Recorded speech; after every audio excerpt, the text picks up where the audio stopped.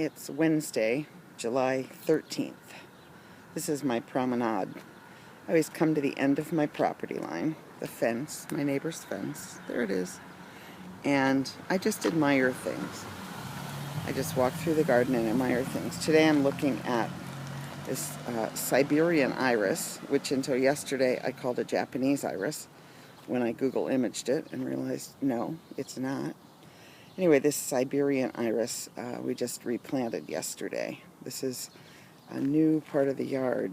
My neighbor realized her fence was in the wrong place and moved it.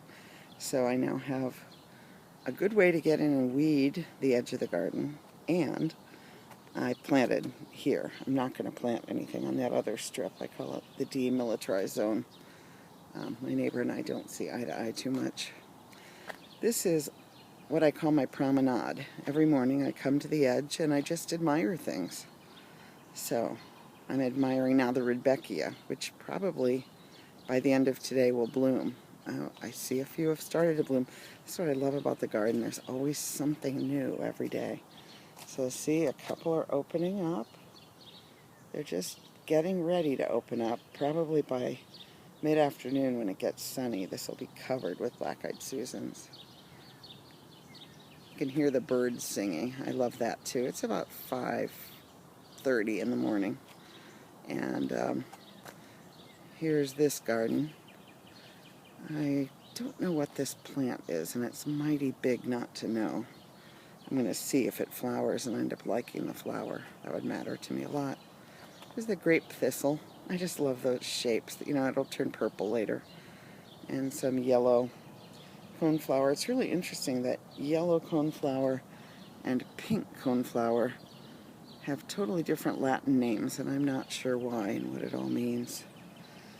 This is a new section of annuals I just put in. These are snapdragons, because usually they come up a lot from seeds from the year before.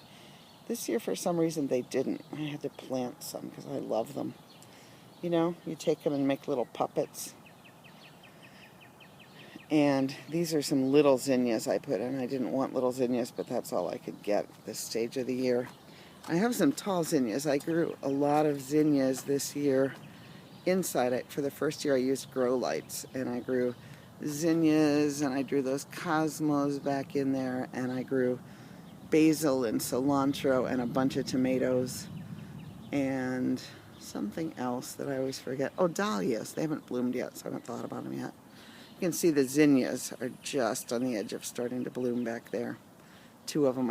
Oh yeah, the pink one's coming in. They're multiple colored, so I'm eager to see all the different colors that'll show up.